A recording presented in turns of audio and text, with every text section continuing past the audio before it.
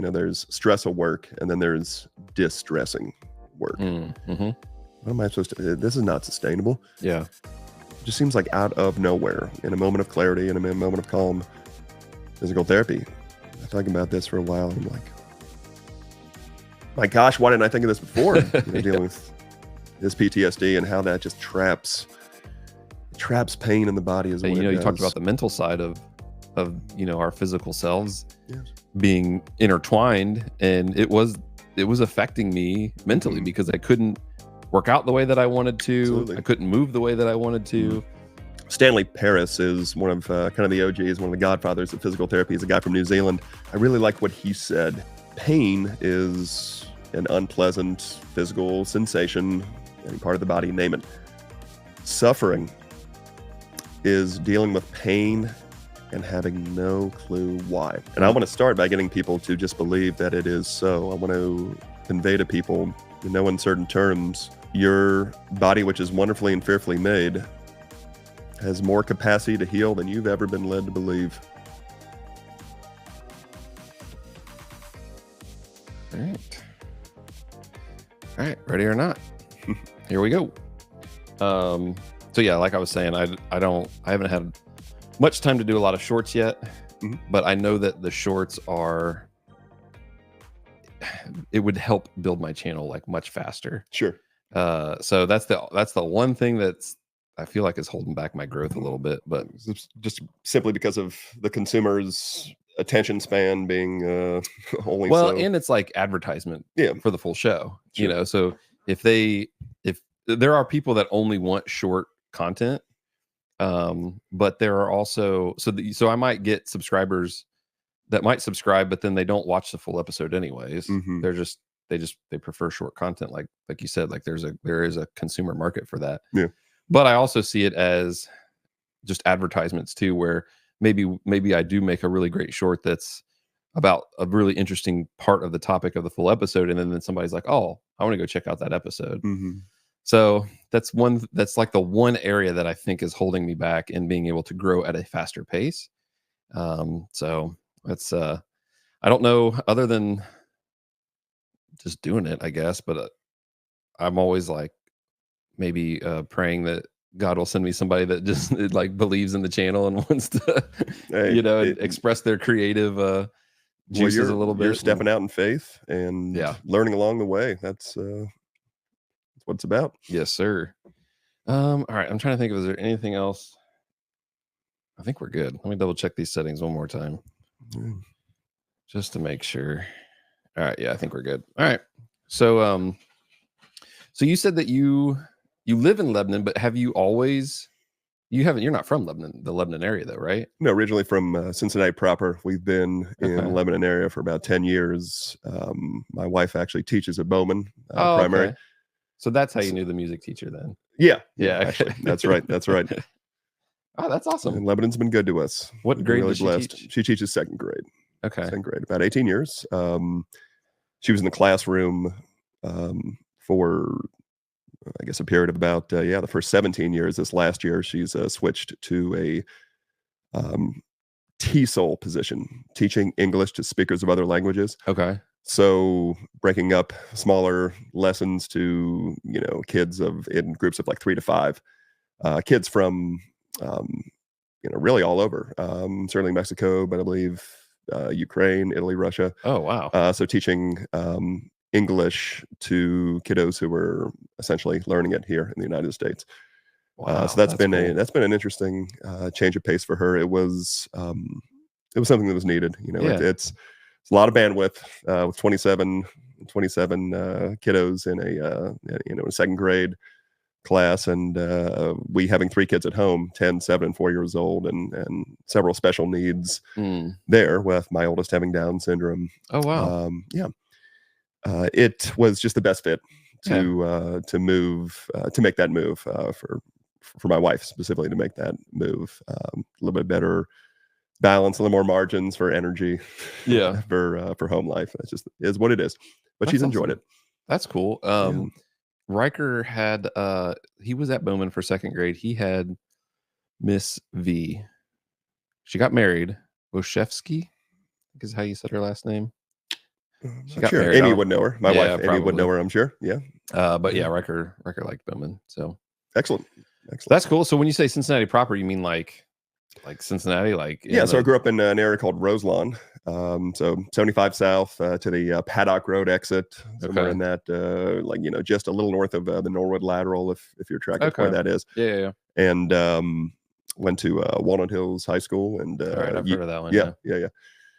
UC for both undergrad and PT schools. So certainly Cincinnati, born and raised. But Lebanon's been great to us, man. It truly has. yeah, It's 10-minute hop to Kings Island, but there's whether it's accessibility via highway to get downtown or closer to Cincy. There's also farmers markets, yeah. something I had never said. Primarily suburban and urban areas. Right. Living Clifton, going to UC. So Lebanon has been a kind of a refreshing pace of life, truly, Yeah. because we live in a suburb with in a subdivision, but there's also access to some of the rural components, which I had not previously encountered. It's been great, be it Yeah. farmers markets and That's the like. cool. Yeah, Lebanon's been good to us. Your hat. Can you raise your hat up just Oh, a yes. little bit there? Yeah, There it's we kind of go. like hiding your face. Yeah, There yeah. you go. Blocking the lights a little bit. There you go. Look at that handsome Like guy. the Undertaker. Yeah. You remember the Yeah. for the wrestling fans out there. Yeah. So was that was there any kind of, I don't know if culture shock's the right word, but like you said, just kind of when you first moved to Lebanon, was there any, what's this life? Like was No, there I'm tracked with what you're asking for sure. Honestly, no, it was a welcome change of yeah, pace. just like this is was nicer and this is really nice. This is really nice. that's cool. Feel like you get a lot of land, a lot of house for your buck. Yeah. People are a little more likely to greet you with a wave. And no, I'd say it's something we've fit into really well. I will say one thing that was a pleasant surprise when we first moved in. Neighbors greeting us with a little welcome basket, Yeah. coming over, Yeah, so that's cool. yeah, things that are, I guess, often associated with Southern hospitality, whether that's true or not. Yeah. So we were met with a warm welcome, and it's kind of continued that way. That's cool. Mm-hmm. My brother-in-law grew up in Lockland. Okay. So Yeah. I think he had similar experience when he started. They live in Mainville now. Yeah. In the Little Miami district. He's actually a teacher for Little Miami. Okay. And he has been probably close to the same amount of years as your wife. He graduated 95, I think. Okay. High school. Yeah. Or 94, somewhere in the mid. So 20 years younger than both of us. Yeah, Of course. right. Of course. But he's been teaching for a long time. Yeah. Actually, but he had a similar, I think he has a similar experience as that, Mhm. like experiencing Lebanon after living in Lockland, and Sure. in that kind of somewhat city life, Yeah, and hopefully it makes us more well-rounded individuals, I suppose. Yeah, probably. Seeing a different pace on both ends of the spectrum. Probably. Yeah. All right. So then, what year did you graduate then? Walnut Hills, 1998. 98. Okay. Yes. All right. I was 2002. So you're like between my sister and I. My sister was 96. So No AARP just yet. yeah, not yet. And then you said you went to UC. Now, when you first went to UC, did you know what you were going for? Was there a moment when you decided, oh, I definitely want to be a PT, a physical therapist? Interesting enough, that came several years after graduation. And as I look back on all of it, you truly get confirmation that the Lord is directing your steps, despite you fumbling around. Yeah. Without direction, to be honest. Started off as biology pre-med, and the reality is that was more others' expectations of me. You have a decent GPA, you're a smart kid, you should try, consider this. Certainly was not my course and calling. And interesting enough, just some personal struggles, some real depression that I encountered started my sophomore year. So I took about a year off.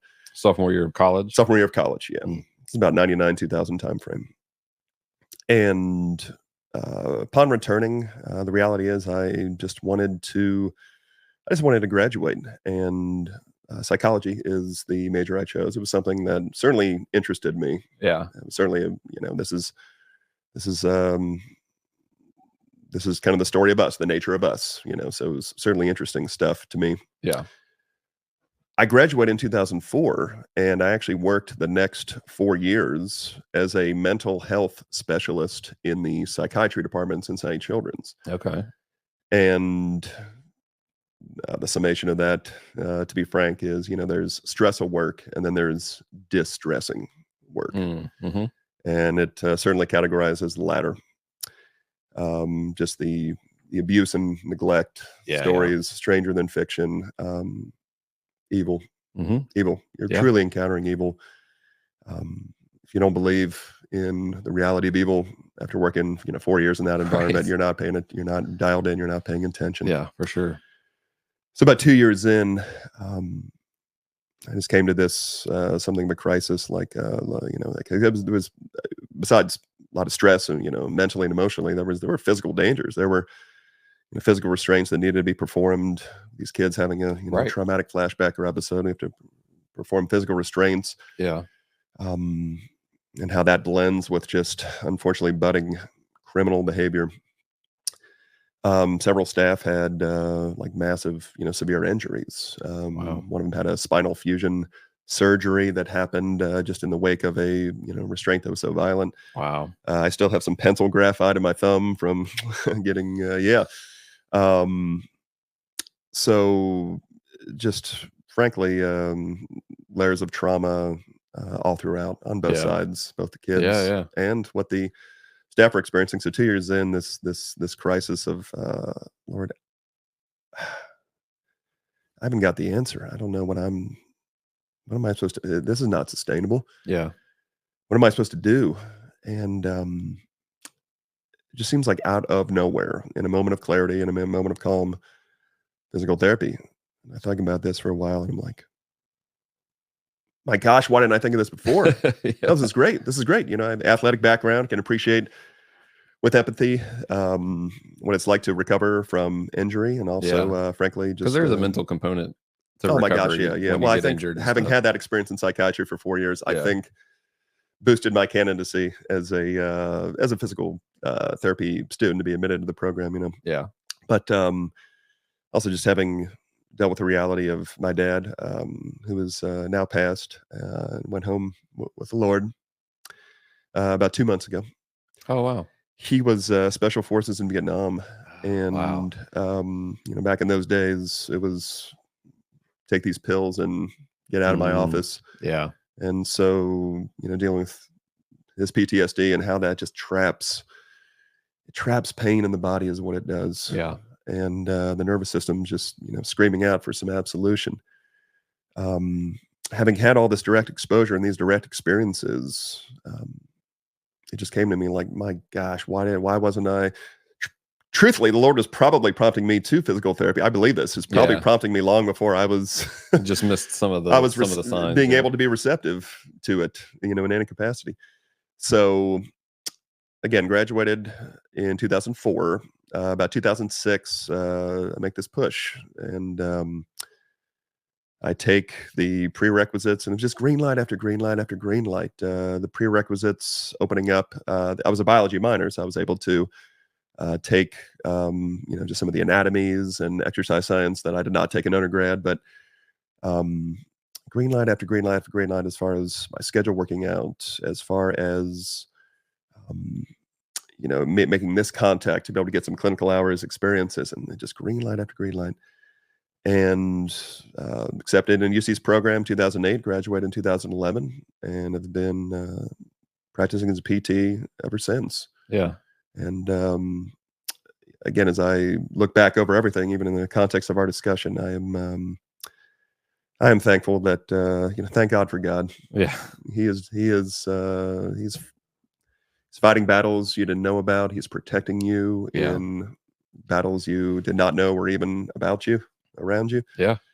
And the Lord certainly has had and must have a place in at the forefront in what I continue to do as a PT. Yeah. So I've been enjoying it ever since, and looking forward very much to starting in Messer Fit sometime. I think we do have an official date of I think Tuesday, July 30th. We'll Okay. finally open up All within right. Messer That's Fit. That's how awesome. we got a chance to meet. That's and, right. Yeah. be here today. Yeah. So the I coach twice a week and sometimes fill in extra, but mainly twice a week. Tuesdays and Thursdays I coach. I guess technically it's a strength and conditioning class at Messer Fit. 5:30 a.m. It's CrossFit methodology is kind of what it is. But he's not affiliated, so we don't call it CrossFit.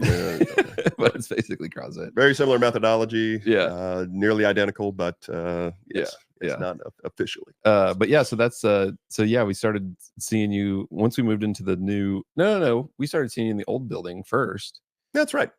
Which we might talk a little bit about that, how that relationship came to be. But yeah, and then he announced moving into the new building that we're in now, and the Mobility Fit would be in there with us, and that's who you're with. That's right. Is Mobility Fit, and yeah, so that's how we made that connection, and I'm convinced too that there was also a divine connection between us for me personally, because I've been going through that stuff that I told you about with my back, and sure.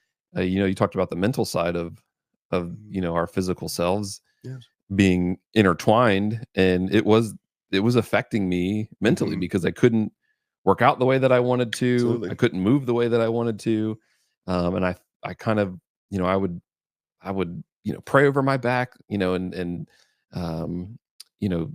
speak healing. I believe that healing is the children's bread. That's right. And so I'd be speaking it and declaring it, and but I was getting to this place, this feeling. It was like sucking the hope out of me that there would ever be a solution, or is this just getting old? And and I would pray like, no, I want to be like Moses. Like I know I'm going to die someday. Like I'm not trying to cheat death or extend it or whatever. But I want to be like Moses when he went out. It said that he was still strong. Absolutely. And Caleb, my 7-year-old son, he was named after Caleb in the Bible. And I want to say he said, "I'm 90 years old, but I'm just as strong as I was 50 years ago. Send me, send me." Yes. We want to be send me kind of men. That's right. Yes, so so that's, I want to be that, and I know that a part of it too is I have to be a good steward, and sure. We lived in a cursed world, and our bodies were born into curse. So that's why we have to die. But I'm not.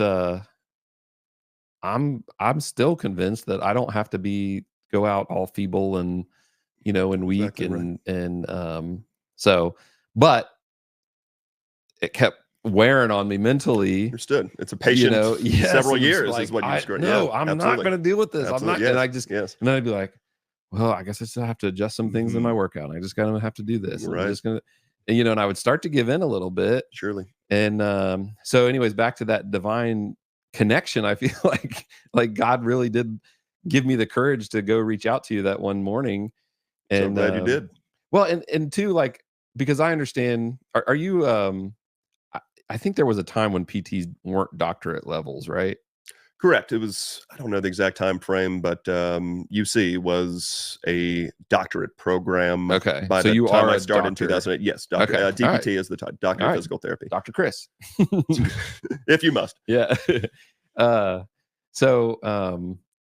I know that, like, I've known other doctors and stuff too. And I didn't want to be like, oh, there's a doctor. Hey, diagnose this for me while you're, on the air bike. I'm like, no. And I was like, no, I don't want to talk to him. I don't want to bother him like that. I don't, because I always feel like, I should make an appointment if I want that type of information from you, right? So I was like, you know what? Maybe he just knows something about like inflammation though. Like, and I can just ask him like about supplements. Yes. And see if there's anything that's helpful there, and not bug him too much. And so so that was like the courage that I built up, and figured like, okay, I can do this low key that doesn't bug him too much. He just kind of seems like you're very conscientious, man. I appreciate your courtesy. Yeah. And so I think that was the Holy Spirit prompted me, like, just go talk to him. I'm glad you did. And so I brought it up, and then that led into like this whole discussion about it, and you're Sure. asking me questions about, what am I experiencing, all this. And then you're like, hey, if you got a few minutes, I think I can help you out a little bit. Yeah. I'm like, okay, well, now I promise this is not what my goal was. Hey, man, I'm And then, glad you did. and then you did some crazy dry needling stuff on me, which I think helped a lot. So my back, I've been seeing small improvements.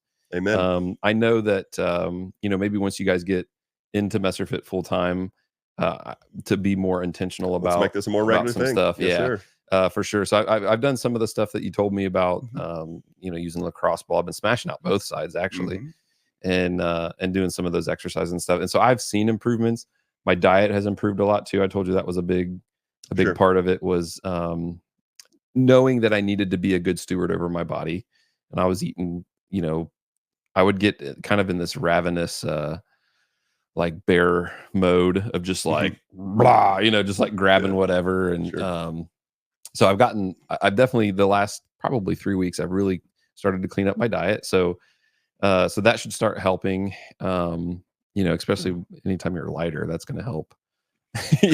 With your joints and everything. Not The laws of physics are binding. Yeah, exactly. Whether we care for that or not. Yes, sir. So I know all of those things coming together, and then that final piece being the physical therapy recovery part of it, Sure. of kind of getting those things back to maybe where they were, and honestly, you restored hope again for me. I'm so glad to hear it. Yeah, and so glad to hear this. And because I had been told by my chiropractor and other people, which I'll ask you about chiropractors here in a second, but about just that it was like, well, it sounds like arthritis, and and so it's kind of like, oh, it's just arthritis, and that's why I asked you about inflammation, right? Yeah. And you were, one of the things that stuck with me is you were like, well, that may not be the case. I hear this all the time. I hear these symptoms all the time, and I'm like, wait, what? Like that's the first time somebody said that it wasn't. And I'm like, yes, praise God, I've been declaring I don't have arthritis for like 3 years. And I'll share this with you. Whether that be the case or not, I've seen in my practice what I can't unsee, and that is people who are nearly bone on bone, for instance, in the knee, and mostly pain free.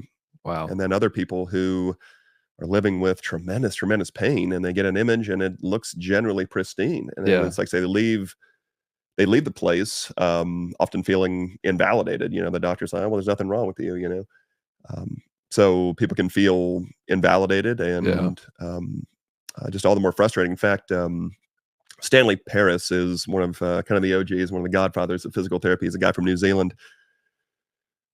And I really like what he said. He said, as he describes what pain and suffering is, pain is, I'm just paraphrasing what he said, Stanley Paris, not me, but I use it, and I'm quoting him. Pain is an unpleasant physical sensation, any part of the body, name it. Suffering is dealing with pain and having no clue why. And that's good. That's very good. Yeah, no, that makes perfect sense. And so another great quote, one of the kind of one of more seminal thinkers in modern accessible PT, as far as online presence and just making these kind of self-maintenance methods more accessible.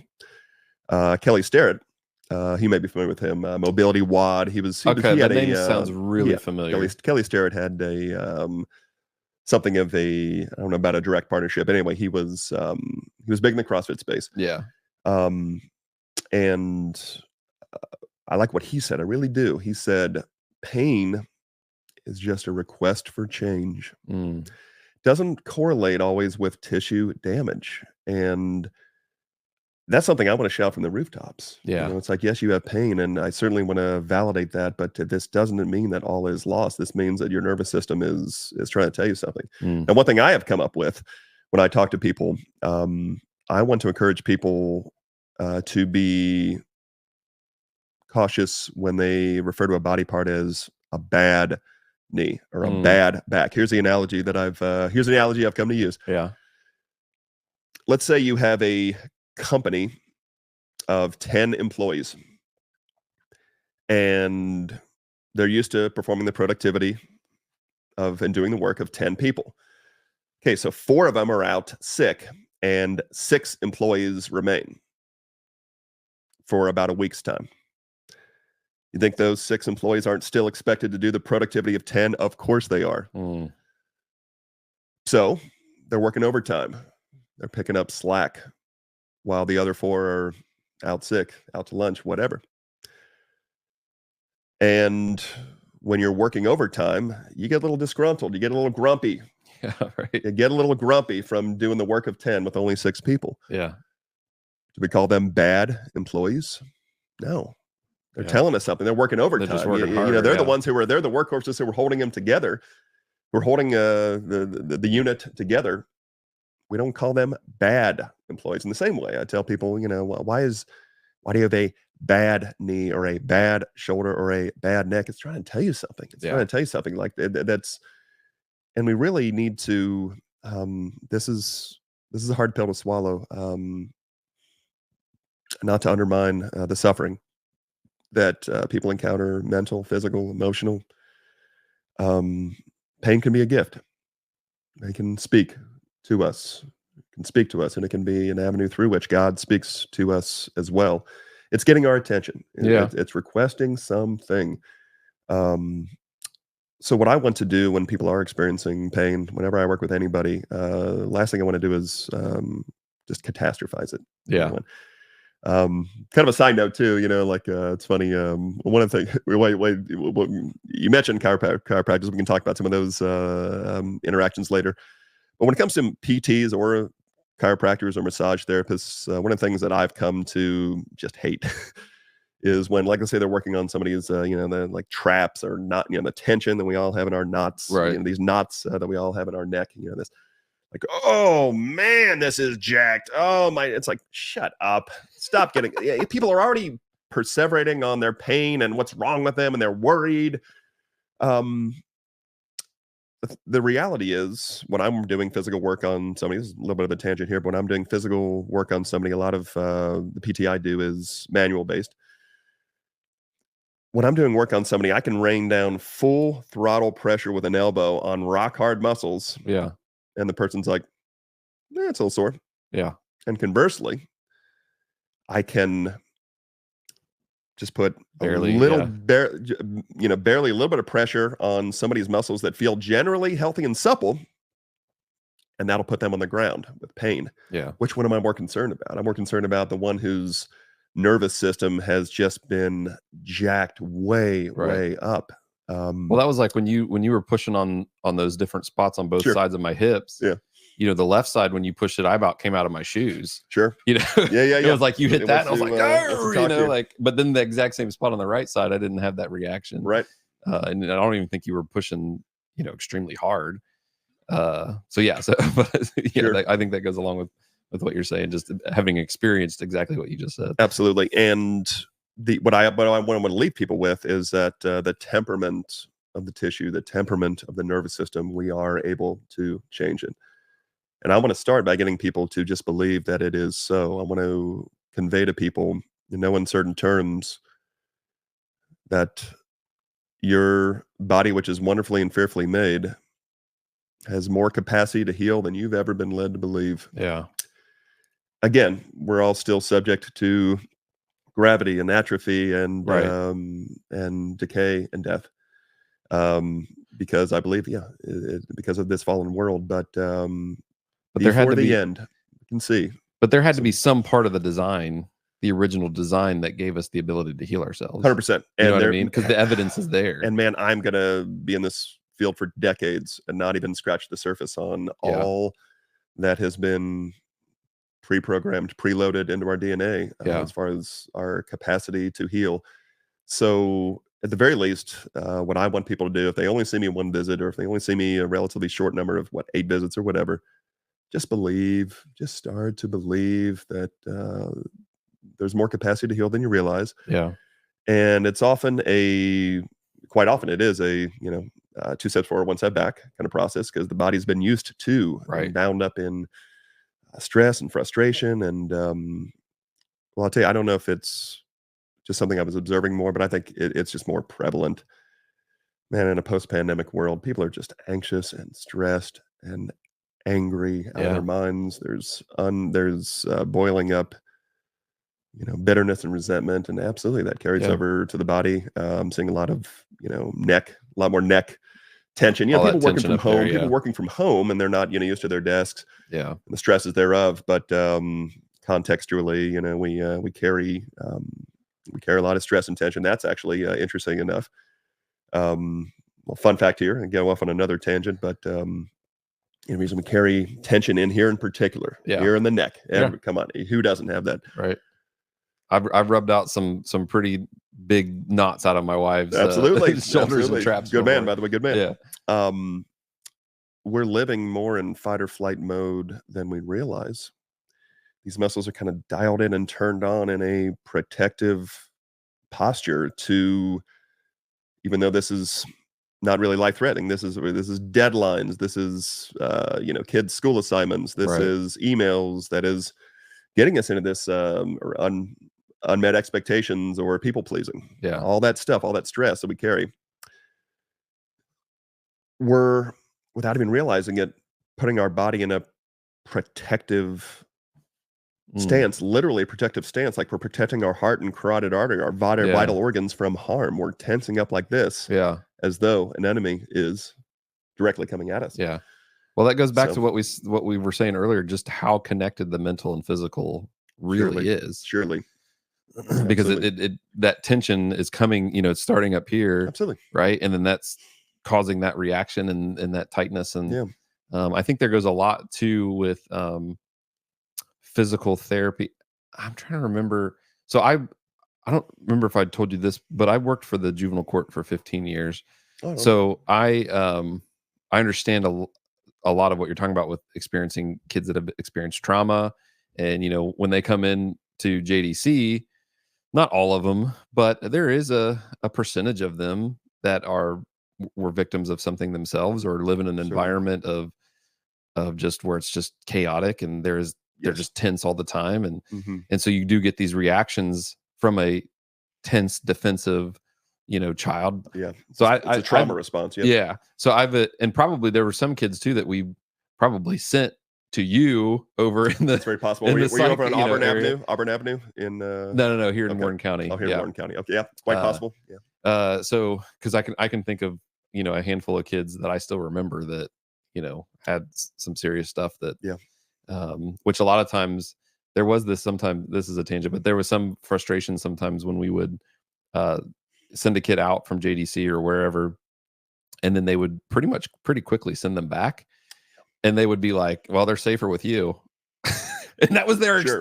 excuse, and we're like, "Well, wait a minute." Yeah. Like Some we kids had would this, even sabotage their return home in order to get to a less chaotic environment. yeah, and so that was sometimes frustrating with some of the really extreme kids that we dealt with, but Yes, sir.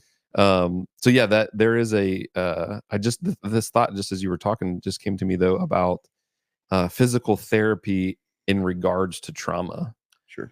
and there being a connection there probably where as they're working through those things from a mental side, there Mhm. probably is a physical side. Is there any kind of work going on with that? I'm trying to Not remember enough. if I feel like there was maybe we were starting to learn some things about the physical therapy side of things.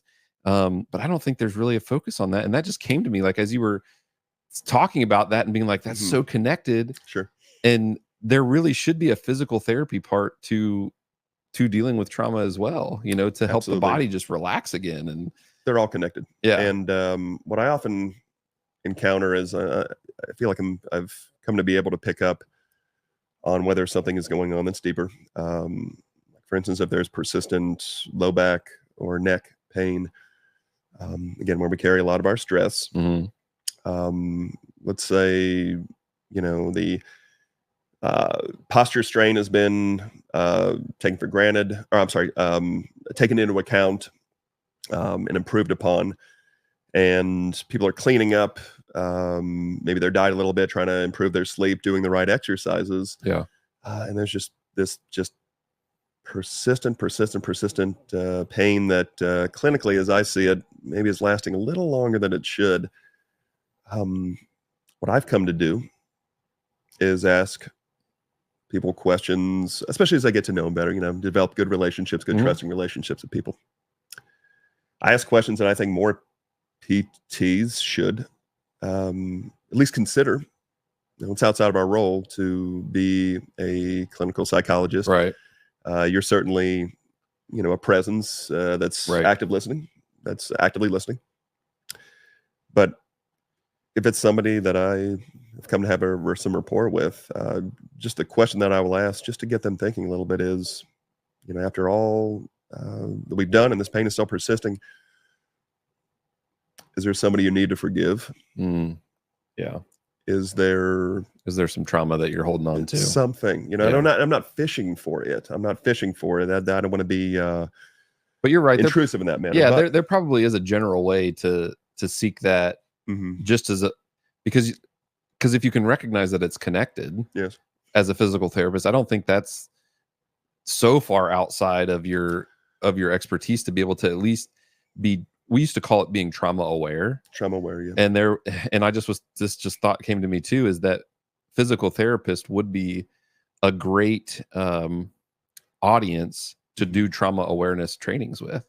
I'm trying to remember what we used to call it. I had a colleague that did the training, and it was but that's basically what it was about. Like, they would train the staff, they would train the pod officers, they would train the JDC officers to be trauma aware. Sure. Right, and what triggers are, and how someone could be triggered that has a traumatic past, and that's all that it was about awareness. I can't remember exactly what that training was trauma called. Informed or trauma informed is probably, yep, I think that's exactly what it was called. And do PTs ever do any trauma informed trainings like that?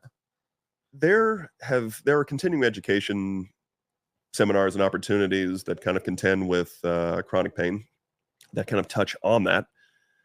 Not necessarily specific interventions. Again, that's outside of our role. Right. Yeah. But we as physical therapists, again, it's all pretty much every PT program at this point is doctorate level, which means there's direct access. People are coming, quote, off the street. They don't need a doctor's referral. They can come directly in. Right. So at a minimum, I think the PT should be able to at least recognize some of the signs and refer out in the event that things are, kind of indicating that we need to explore other options in conjunction with PT. Yeah, no, I agree. I'm texting my colleague to see what that training was called, to see if she'll answer me. We will get an answer before the end of this. Trauma informed sure. Training called you did.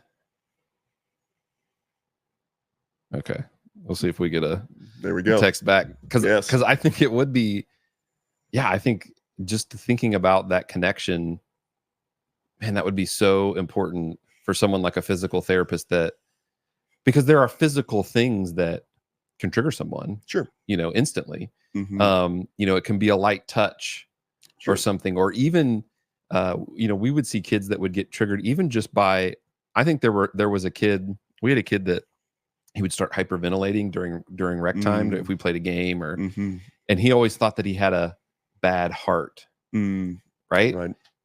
But there was nothing, no signals that it was a bad heart. But in fact, that's indicating that his body is responding exactly as it should, in lieu of the messages of perceiving a threat. His body should have a racing heart when you sense a threat. So, but I think what would happen is, the way that I saw what was happening is, his body then associated a racing heart with danger. So even when his heart rate would come up just playing a game, or working, because sometimes I would do CrossFit style workouts with him or something. Absolutely. And anything like that, and his heart rate would get up, and then all of a sudden he would start like freaking out. And he'd be like, I got to sit down, my bad heart, and I got to thinking one day, and I'm like, I wonder if that's a trauma trigger, like his heart rate getting up, could very well and be some sort of maybe he could hear himself breathing heavy, or whatever it is. There's something associated with that I thought was a trauma trigger. And on that note, one of the things I strive to do is, again, when the trust is established, to help people press back in to what they're afraid to do. And in this case, to encounter that, that heart rate, provided everything's been cleared medically, otherwise, Yeah. to press back into that activity or that movement or that position that was normally binding them up with anxiety because Yeah. I can't do this. And it's like, well, we're gonna show you that you can, Yeah. and little by little, and kind of rewire the nervous system. Rewind. The nervous system is boss. The nervous Yeah. system is in command. That's what I've come to realize. We largely deal in the musculoskeletal realm within our outpatient, orthopedics practice. At Right. least that's the perception. That's just bones and tendons and ligaments and muscles. But the nervous system is what controls all The of nervous it. system is Grand Central Station. Yeah. That's right. Yeah, I just was thinking more about that kid, and even some of it, and his reactions seemed like he was upset about something. And you'd be like, "What's wrong? Why are you?" Because he'd be like, start like, like, and then he'd be crying, and sometimes he'd start like hitting him, his chest, and we were just like, just go, just breathe, just go sit. And you couldn't figure out what was going on, but it was he had a bad heart. And I brought it up one time, and it was just kind of one of those things that I don't think really anybody knew what to do with it, though. Sure. But that seems like that would be a physical therapy reaction, like something that physical therapy might help with in conjunction with everything else they're doing, right? Like you said, you're not focusing on the other trauma treatments. Right. You're only focusing on that physical part of it. Well, one small step, absolutely. But one small step, especially when it comes to kind of non-specific global tension and neck pain and things of that sort. As I sense that somebody is just kind of wound up and bound up in a lot of anxiety. Yeah. There's been several visits where, we're not doing any hands-on, we're not doing any exercises. We are just going to work on some box breathing. You're going to lay on your back, close your eyes, take 4 seconds, inhale, and see that belly rise. Hold it 4 seconds. Release over the course of 4 seconds, and then hold until your next. So box breathing or square breathing for those of your listeners who may not be aware of that. Because of like okay, but yeah. Inhale, I was like, are you laying on a box? hold. Or you like your feet on a box? Like, where's the box coming? It's actually often employed by the Navy SEALs. Okay. To calm themselves down, in high pressure situations. Your nervous system will respond to that. About 5 rounds of that. But inhale 4 seconds, hold 4 seconds, exhale 4 seconds, then hold another 4 before drawing in your next inhale, and that's why so the box is the analogy for that. So it's a great place to start for those who are just wound up and bound up and on edge. Yeah, absolutely. It's a good way for all of us to start our day. Absolutely. Frankly. No, yes. Breathing for sure is there's something to breathing. I think there's probably even scriptural things about breathing. Breath of life. Yeah. You're the breath of life. That's awesome. And we'll shift here a little bit because there's like, might have to have you on again. I feel like there's like 20 questions just like keep swirling in my head every time as we're talking. So one thing I do want to talk about though is the relationship with chiropractors, because I've become aware. I don't even remember how, but maybe because I've heard other PTs talk or something, but I've become aware that there seems to be, maybe this isn't the case for everybody, but there seems to be this clashing of chiropractor ideology and physical therapist ideology. And I don't understand why, because I've seen, especially now, even having more discussion with you, like, why is there not more of this with chiropractor? There can be physical therapy. We've had harmonious relationships with several chiropractors. Yeah. I think ultimately it's just turf wars, and turf wars in a competitive economy. But we're all striving for the same thing after all. It's about quality of life. It's about wellness. It's about recapturing what is lost. Right. So, because I don't mean to cut you off, because up to this point though, the chiropractor has had no answer for me for my lower back issues. Now there's been times where an acute injury or something like that, where I totally see the benefits and have experienced the benefits of alignment and how things can be out of an alignment, but some of that can be because of a muscle. Seems like it could be pulling, a muscle pulling this. And so I just don't understand why there's not more of that, where it's like, okay, from a chiropractic standpoint, from the book, because all of it's related to the central nervous system too, right? The chiropractor believes that the alignment is super important for the central nervous system, and how there can be pinches and things like that. So I just don't. I'm surprised that, I guess it's surprising. It's surprising to me that there aren't more relationships with chiropractors and PTs where the chiropractor is like, okay, I'm going to focus on alignment. PT, you focus on, the muscle and other stuff, and the strength and recovery and all that stuff. It just seems like there should be more of a, like you said, a harmonious relationship between the two, and it doesn't seem like there is. There's oftentimes just differences in ideologies.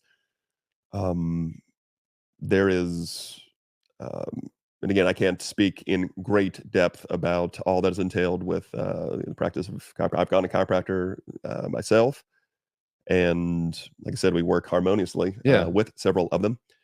I will say, to the point of, out of alignment, I'm careful with the wording of out of alignment, because I think that can lend itself to people having this mind. Okay, I feel it again. I must be out of alignment. I need my chiropractor to put me back into place. I don't particularly care for that. There's some truth in that. There's an immobile or a segment of the spine that is needing mobility. So we do what we do is we refer, at least in my practice, we refer to them as. Hope you've been able to hear me here. Yeah, no, you're good. I've been glancing down at your audio. It's there you go. Good. Okay, very good, very good. Osteopathic. I'll check the setting one more time since you brought it up, because there you go. I'm just like making sure we're not crazy. Okay, yeah, we're good. Okay, all right. Hey. I don't want to switch to the crappy camera microphones. Osteopathic manipulations. So whenever there's hypomobility, in other words, a lack of mobility at a joint segment, we perform, the same, what are commonly known as, back cracks or neck cracks. Okay. They're referred to as chiropractic manipulations within the field of chiropractic. I think the language is just something we need to be careful about. Okay. And that applies, by the way, shifting gears a little bit, that applies to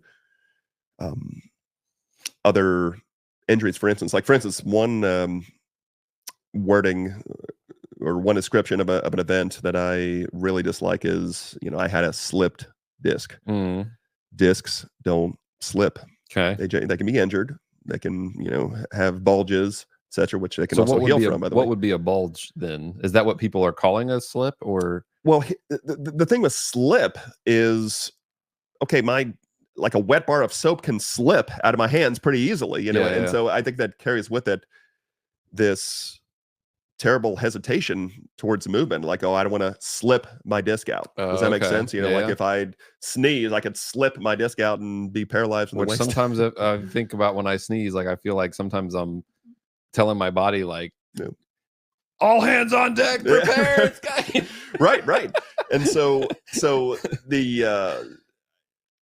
think the thing that happens is people can be terrified of movement because I don't want my disc to slip, like a freaking wet bar of soap out of the hands. Yeah. If you Google some of these spinal disc replacement surgeries, which, and surgeries, by the way, orthopedic and spinal alike, are kind of improving at breakneck speed. It's pretty exciting, but there's called a spinal disc replacement surgery. And if you Google like what those surgeons are doing, they got like one knee up on somebody's back, like literally, like they're trying to pull weeds out of the ground to extract the disc. Yeah. So what does that speak to about how firmly the discs are actually in place? It's not just going to, slip out like again, I use the wet bar of soap analogy. So in other words, and of course there's individual variation. The body's not as fragile as people are often led to believe. Again, another tangent here, but how wording is helpful, or how wording can be not helpful.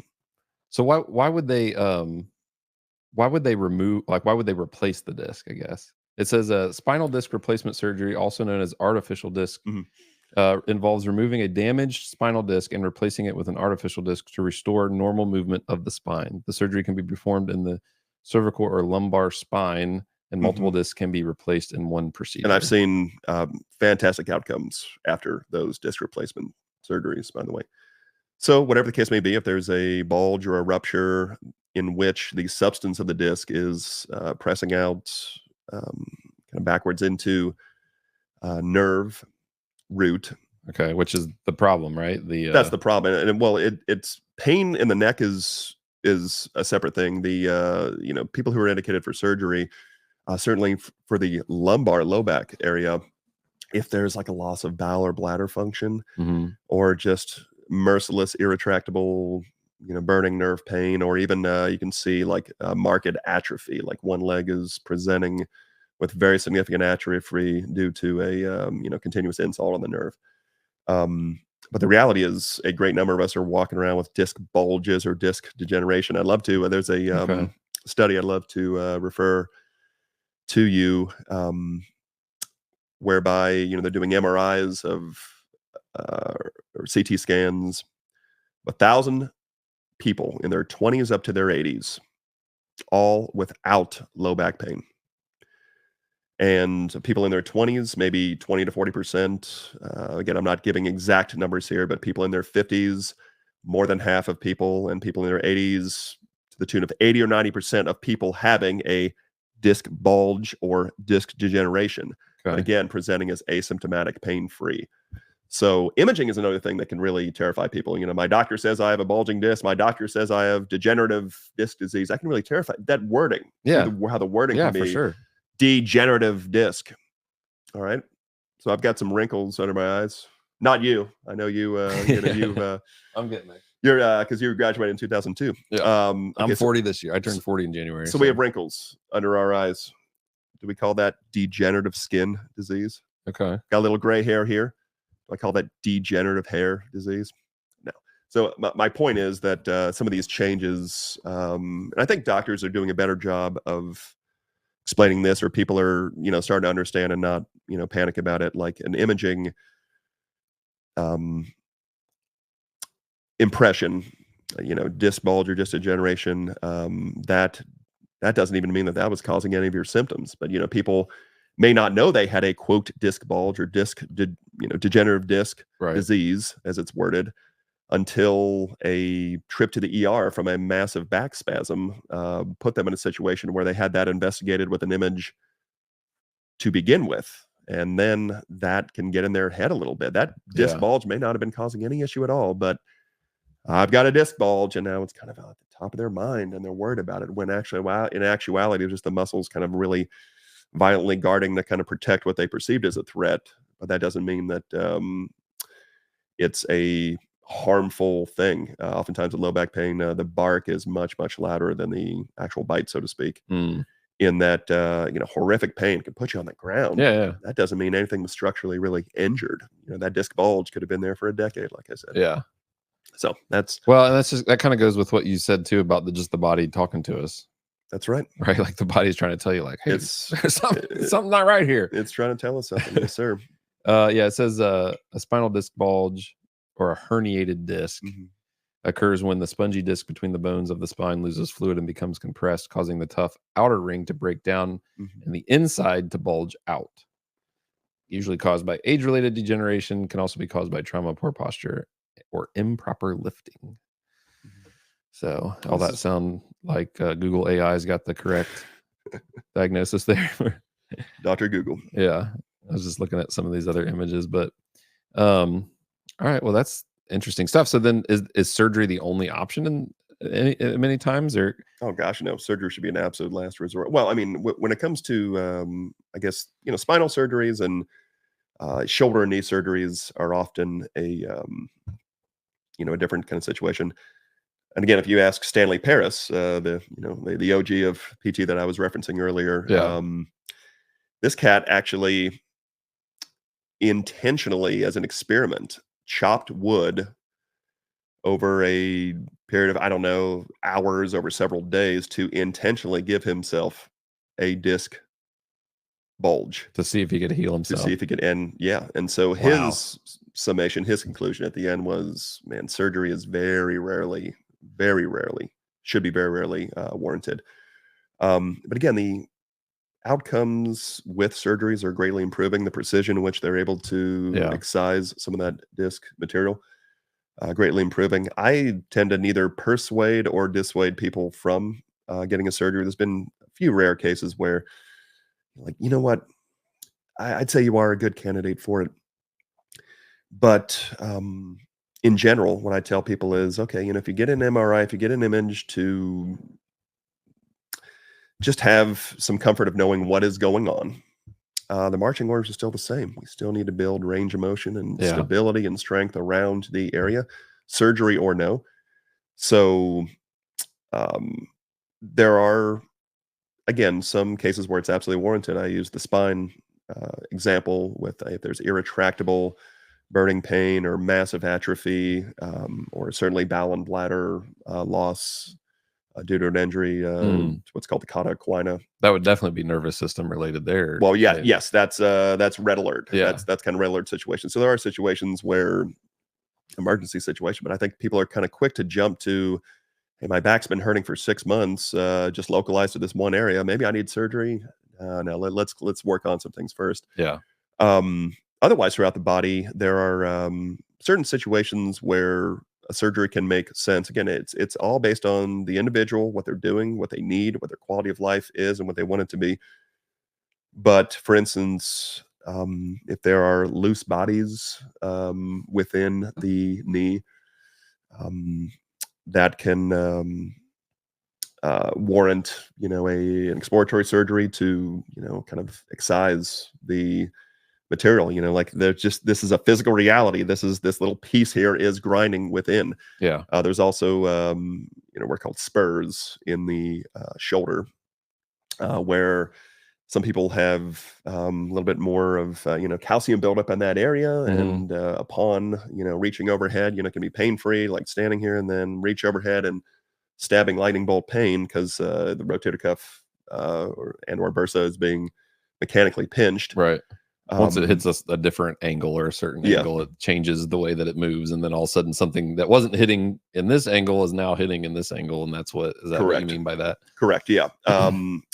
So, a surgery we can excise this bony prominence and give a little more breathing room, but that's not necessarily addressing the root of the problem. Yeah. Okay, it's giving some decompression. Maybe that was absolutely needed, but we need to work on shoulder mechanics. Like, Yeah. for Yeah. most of us, sitting at a desk in a sedentary position for like great number of hours in our day, um, what has been lost, and can be restored, by the way, but what has been lost is the natural fluid mechanics that tend to happen when we are, exercising those muscles and those movement patterns. So we need to clean up how you move Yeah. and, essentially mobilize what is restricted, and strengthen up and just bring on board what has been dormant.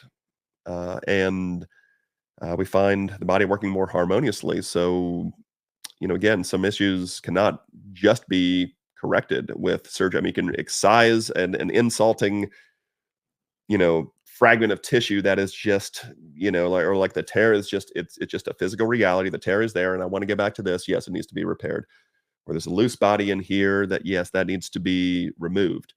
But physical therapy in that equation is indispensable, Mm. because what led, oftentimes, sometimes it's trauma, but as a result of that trauma, or as a result of those, pain. Now, when you say trauma, you're also including like physical trauma. Oh, physical. Yeah, yeah, yeah, Okay. yeah. No, Because we talked a little bit correct. about other types of trauma, but Sure. like Like trauma being like I did fall down the steps, a or clean or yeah, or okay, yeah, falling down the sure, steps. sure, fall down the steps, or what have you, name it. The body learns to react to that too. So we got to get things moving correctly. The body becomes a little more gun shy, even if there's not a whole lot of emotional capital or trauma behind this event. It's just a frustrating thing. The body still the body has range of motion and strength available. Your nervous system just might not be convinced of it yet. Mm, That's where okay. physical therapy comes in, just Yeah. retraining. Like, hey, we can do this. We can dial this back in, take back quality of life. Do you do you ever get referrals? So in my mind, I honestly, a lot of times I'm maybe even too far over with medical intervention, where I try to avoid it as much as possible because I know that my doctor, my family doctor, he's been my doctor my whole life. Mhm. He's very knowledgeable in figuring out what's wrong. And doctors typically are. Yes, And absolutely. he is amazingly intelligent in that way. Mhm. I'm not always convinced of the treatments that he wants to give me though. Sure. And so there was one time Excuse me. where I was just having these like I was experiencing these migraines Mhm. um just on one side of my head, Mhm. and it would go like down to my neck every single day Mhm. for like 6 months. That was a rough time Sure. in my life. Like side of the head, like eyes, that kind of No, thing. I've been it here. would be mostly like not always temple. It was usually just like right here in the Yeah. side and sometimes in my neck. And like it would like kind of like pulsate like this sometimes, Sure. like on a really bad. Yeah. And then if it was like really bad, it would like, it was Kinda like, wrap around. Sure. yeah, it was like this, Sure. or it was this side. I don't remember exactly. Mhm. And it got to the point to where, uh, and I would, because again, like there were times when I would go to the chiropractor for something. I'd have um, something in my, I forget, there was something going on in my wrist. I think I was feeling, yeah, that's what it was. So like if I like when I would like have like a barbell, Okay. and there would be like pushing on my Like wrist. in a carpal tunnel realm No, or like not really? it was like if there was pressure. Okay. Like and it would be a certain angle and there'd be pressure, Yeah. and then like all of a sudden there would be like a shooting pain Sure. or Maybe something. the scaphoid perhaps. Yeah, Or, and so then if I was doing like push-ups, I would start to feel it in push-ups Sure. at certain angles. And I was like, man, and finally, I said something to him because I'd go like once a month. Mhm. And he would be like, and he was like, okay, so he did some things. And then he actually did something in my shoulder. He like had my wrapped my arm around. Mhm. He did something, and there was the slightest little like right here in my shoulder, AC joint. and instantly, Yeah. and I was like, wait, how? Right. It hurt here, but you did something here that made it stop hurting here, Right. and it got better. And so there was like little things like that. So I'm like, okay, you know what? I'm having migraines. He's done some weird things to me before that I didn't think were ever related, and somehow it worked out. Mhm. And so I would tell him, and he'd be like, "Are you drinking enough fluids?" I'm like, dude, come on. Like, this is not because of dehydration. Like, Sure. this is crazy. Sure. So there would be times where I'd get frustrated by that. Yeah. So then finally I'd had enough, and I was like, all right, I got to see what my doctor says about this, my family doctor. And so he just tells me, he's like, yeah, it's probably migraines. Mhm. Because I didn't want there to be like, is there some kind of cyst or something? Right. I didn't get to where I was freaking myself out like that. Good. But I was like, you know what? I just need to tell him what these are, and Yeah. then if he wants to get imaging or something, then we'll go from there. But basically, all it was is he just wanted, this medication usually helps people. I'm like, no, that's not what I Right. don't want Right. that. And ultimately, I found through some research, I found a correlation with which I don't necessarily think that like I have low testosterone, but there was a correlation between testosterone, people with low testosterone and experiencing migraines, Mm. Which I thought was interesting. And I asked him about that. And I said, can we test my testosterone? And he just immediately dismissed it Sure. and was like, nah. And not that I had low, but like, okay, well, am I at a level that I can thrive? Right. Like that's the other thing I don't like about that stuff. Normal and thriving, by the way, Yes, are two very totally different standards. because Yes. because the cutoff for normal is basically like hardly functioning. And I'm like, yeah. no. So I was frustrated by that too. And so I found a supplement that is like considered a testosterone booster, I Okay. guess, but it also has magnesium. Magnesium. Yes. I was just about to say magnesium. And so I Very found that helpful. magnesium, once I started taking that, Absolutely. gone. Absolutely. So- Magnesium. And by the way, that can be applied topically. Magnesium, essentially Epsom salts on the go. Is Okay. kind of what it's like. Interesting. So magnesium absorbed very well through the skin. Again, good for migraines, good for muscle tension besides. And yeah, the reality is while doctors you can develop a great relationship with and are really good at diagnosing, okay, what is kind of at work, they are often not the ones who are going to either be able to provide or even be inclined to consider, Yeah. like, hey, this might be something related to whether it is or not, whether, I wonder if it's related to testosterone. They're not even necessarily considering that realm of things. Right. Well, and that why couldn't he like? There's not even that knowledge for him to be like, you know what? Just try taking some magnesium and see if that helps. No, he's immediately wanting to give me a drug. And to be fair, I mean that is the space in which they are trained in medical school, in the residencies. They're, to be frank, they're kind of in bed with pharmaceuticals. Yeah. Yes. No, I totally see that too. And to the point, by the way, of your headache, because when you were describing, I don't know if you're able to look it up. Look up muscle called sternocleidomastoid. STERNO. Google knows. It came up pretty immediately. Do you just want like images of it? Trigger points. So sternocleidomastoid trigger points. So if X marks a spot where there's like a red here, by the way, diagram. you see. So X marks a spot where a trigger point is located, like here. Okay, where it can refer to. I don't know if you're seeing the same image I'm visualizing, but you see how those red referral patterns are kind of on the side of the face and the eye. Yeah, it kind of goes like this and wraps around. Some people say they have a headache like back here. You got it. So sternocleidomastoid is a muscle that has an attachment down here, kind of at the sternum. Here, what's called the mastoid process. Okay, so it's this muscle right here. If you can kind of see that. Yeah, I see it, and I see it too, like in the diagram. Right. Okay, and so like for instance, as example, this is just where we are thinking or considering anyway. That muscle's been associated with giving people some dizziness, just as a matter of fact. Why? Well, because if it's contracting a certain way, that's changing your perception of what level horizon is, and so you feel off. Yeah. So these are things we consider in our practice as well. You know, that headache may be due to, and more than likely, this is a strong correlation between the migraines and the muscle tension piece too.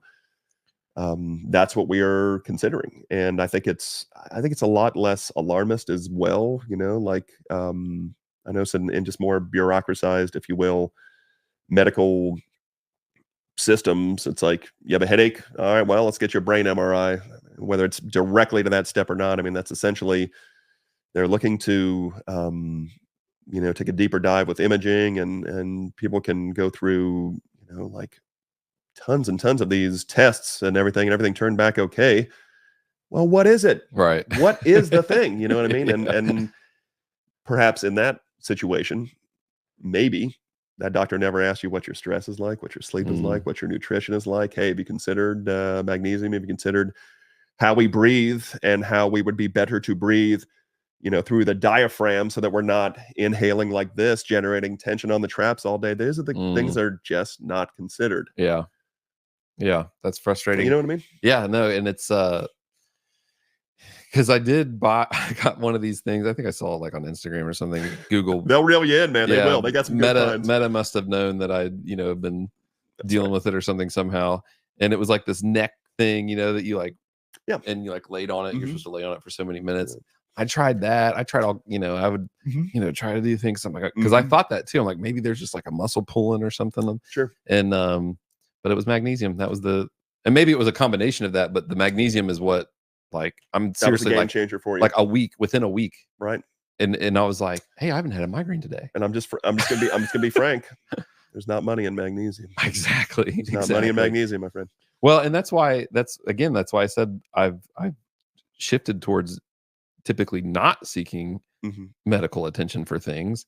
And it makes me wonder too, though, if I've gone too far and just learning more about because there are things from a chiropractor standpoint that I would go to the chiropractor for.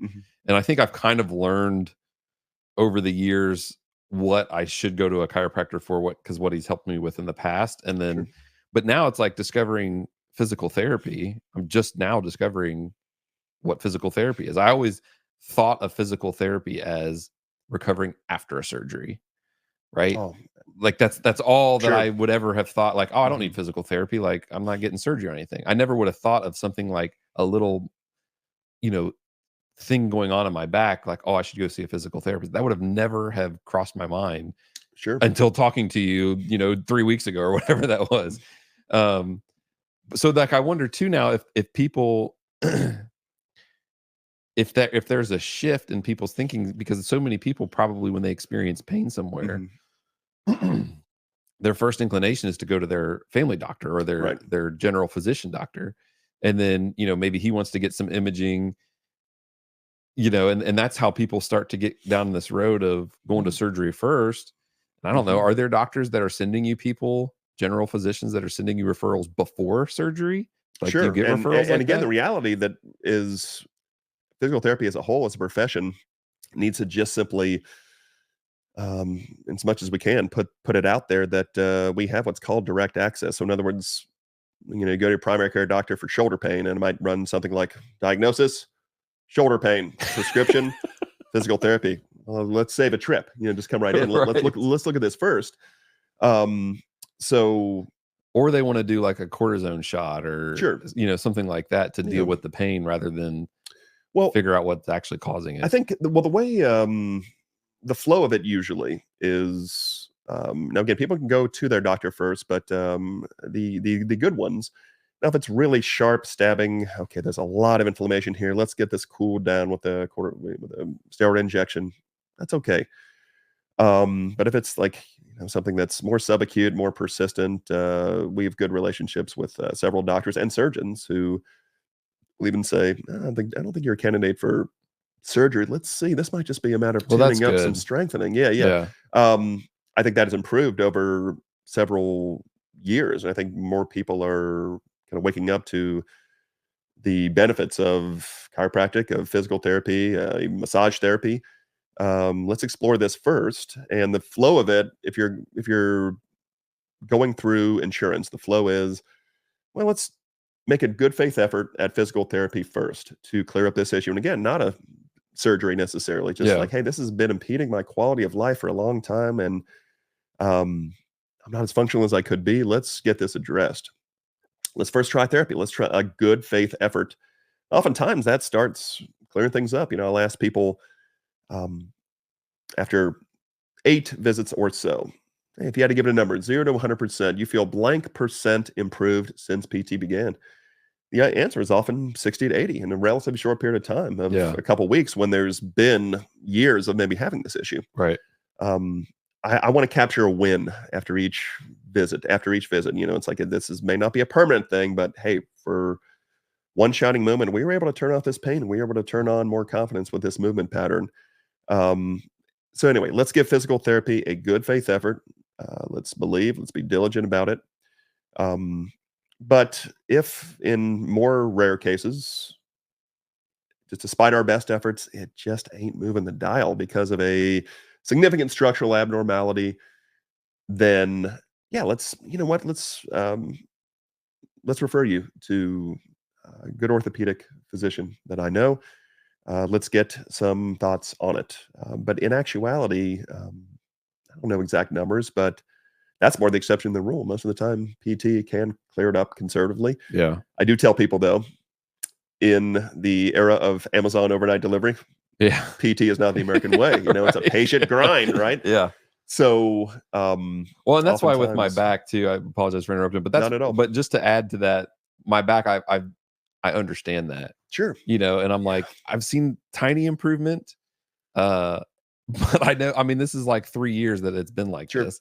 So I don't think, doing that dry needling was crazy in the way that I felt looser over there and, Yeah. all this stuff. But I knew that, like, okay, I'm not going to wake up tomorrow and all of a sudden be like, Right. let's go deadlift 400 pounds again. Right. Exactly. We'll just have to stick with 395, man. That's Yeah, it. unfortunately, like more like 250 probably right Well, now. I hear you, man. Well, I tell people the longer an issue has persisted in the body, the more stubborn it can be. Yeah. I still want to see a win every visit. I still want to Yeah. see a win. Like, hey, we were able to turn it off. But, it's like a muscle. If you can see this on camera, let's say you have a muscle that's normally this length, and pain, injury, whatever the case may be, tightens it up like this. And initially the brain is like, hey, loosen up, loosen up, listen. I give up. And the brain learns to recognize this as, quote, Normal. the new normal. Doesn't mean it's permanent, just means this is what the brain's used to registering. So we do a dry needling session or spinal manipulation, whatever the case may be. Hey, all right, that's great. And next day, go off and goes right back because that's what the brain has been used to registering. But we do another treatment. Hey, okay, that's great. Listen up again. Oh, there's going back again. But it doesn't go, but not quite as much. And then same thing, subsequent boom, goes back, but not quite as much. So it's successive retraining. That's why it is. It's process. It's not a singular event, but I do want to see some kind of win in the form of a singular event. To again, just get people to believe. Yeah, I just need you to believe is if this is going to truly be successful. Let's start there. Well, you definitely have started to get me to believe and have restored some hope for me for sure. That I don't know that I'll ever deadlift over 400 pounds again, but at least I can still get back to doing something heavy again. Absolutely, because it's also it's just fun. Like I just want to lift heavy again and just have fun. Absolutely. And I'm not trying to, I'm not going to be a masters athlete at the CrossFit Games. Like that's not my aspiration, but I do want to be able to lift heavy again and move well. And so I do have some hope restored that I can get there and one thing that I noticed is even like you talked about this, that going back and forth. Most days I'm using the lacrosse ball to try to, break that up in the mornings, that tightness. Mm-hmm. Sometimes this was like a weird thing that I noticed because I always just try to be aware of changes. And one of the first times that I was working with the lacrosse ball, after you did that treatment, and I was doing both sides, and I actually moved over to the right side, and there was actually some sticking points that made me come out of my shoes, and that you may not have been aware of. Yeah. And so, I started working those, and then I got done, I was like, okay, that's enough for today.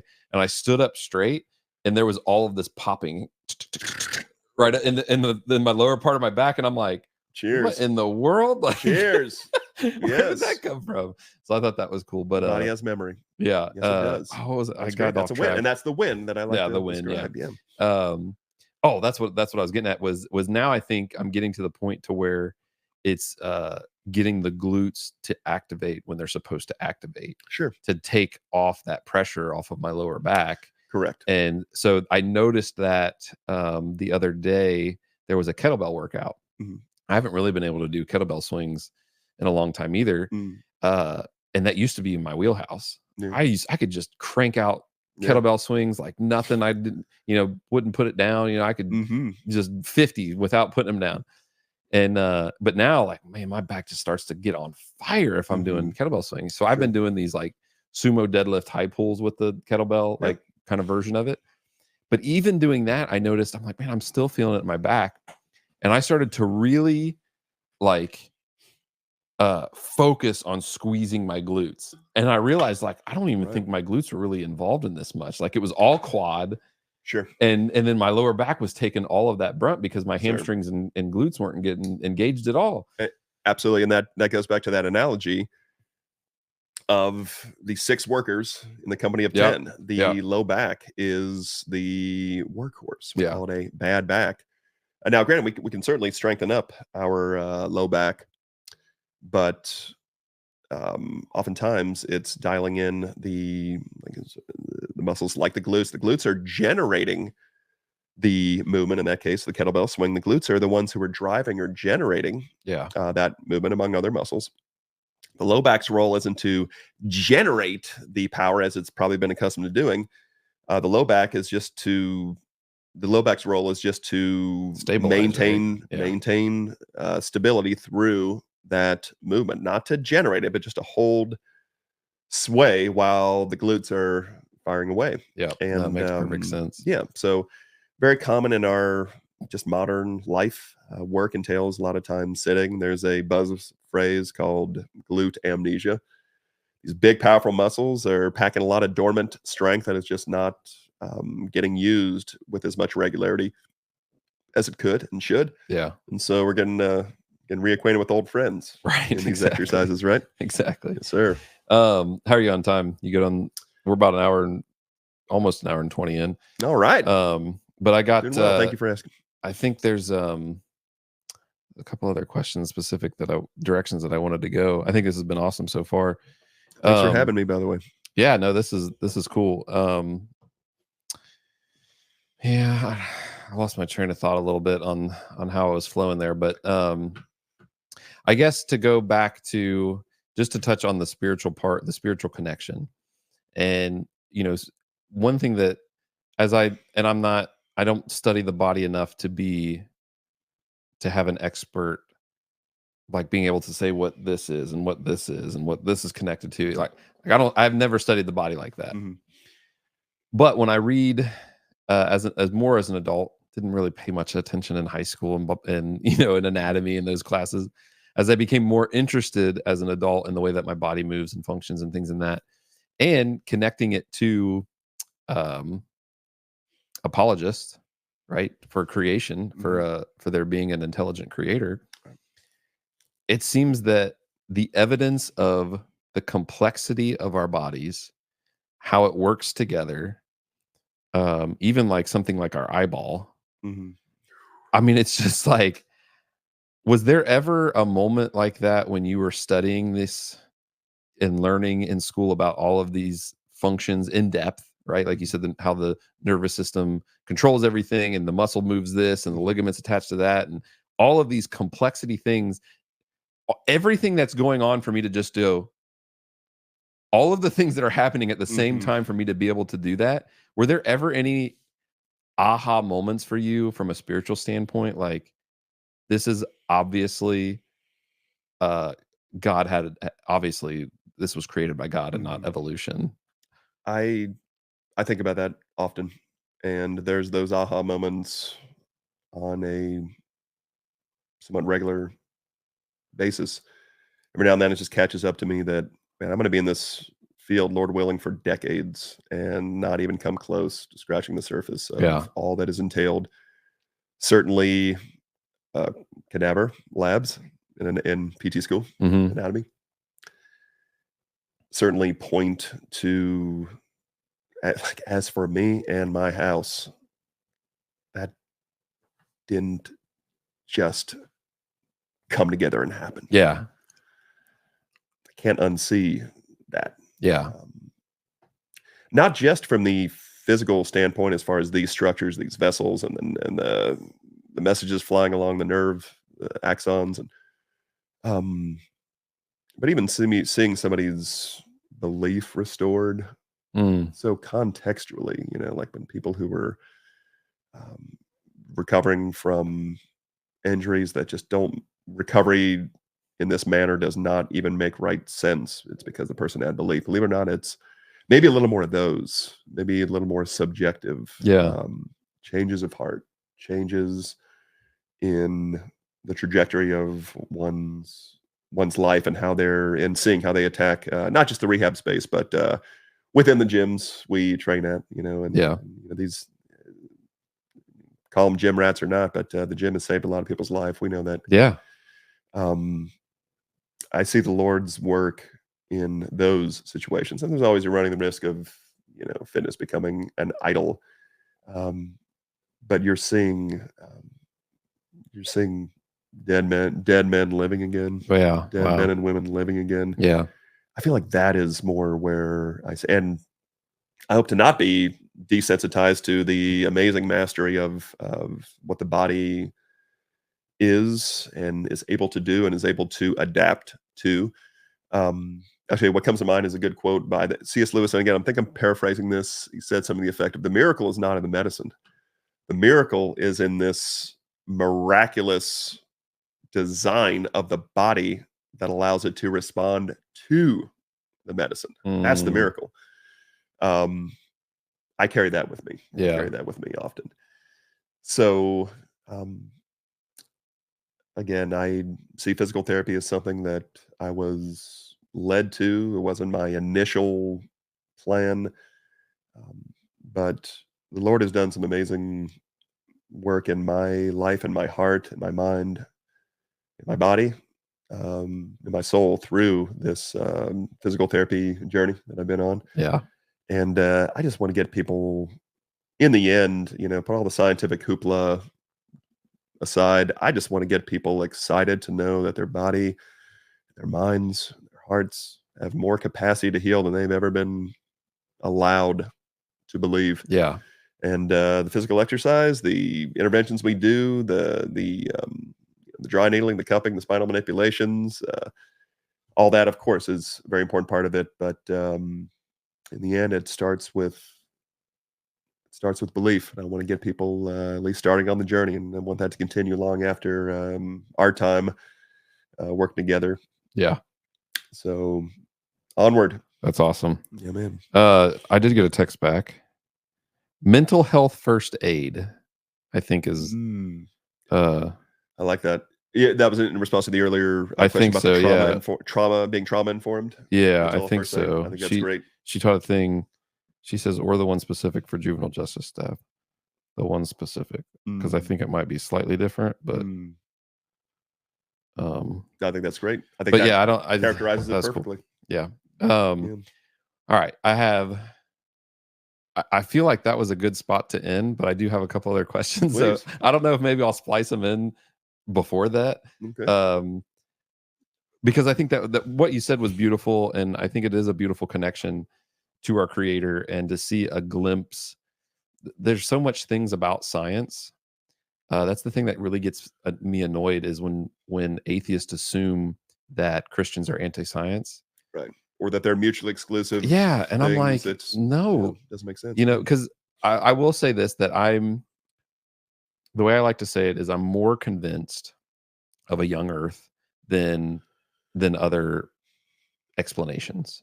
I'll say it that way. I'm more convinced of a young earth, and it's through scientific explanations that have made me more convinced of that. So I see science as and the human body, and all those things that we would consider the studies of science, I guess.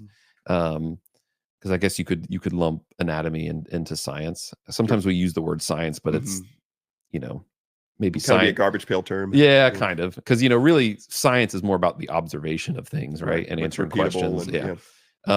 So, but the critics lump everything in together, right? So I guess that's why I'm using it that way, because I look at all of these things. I look at the geology and astrology and biology, and these different types of studies of these different areas. And to me, all of those, I don't deny that stuff. I think all of those are just glimpses, just really tiny glimpses of the massive intelligence of our creator. Like, he's just given us, like, this is just a little taste of what I'm capable of. Now, it seems like these huge, big things to us, right? Because we're like this big. No one can, as the scripture say, nobody can even contemplate the depths of his understanding. Right. Yeah. So I love talking about those types of things in that way. And those things have only solidified my belief and my faith. When I look at geology from a young Earth's perspective, and from a global flood perspective, those things only make me more convinced of the truth.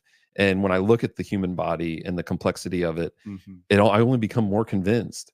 And and it's like, you're a science denier, and I'm like, no, I'm the exact opposite. Like, I embrace all of it because I find it so beautiful. Absolutely. I think it really depends. Like, how you view something can be totally polar opposite depending on the position of your heart. Yeah. If you have a childlike receptivity to a wonderful creator God, then these things are going to speak to your heart. You're open to them affirming that. If you are hardened,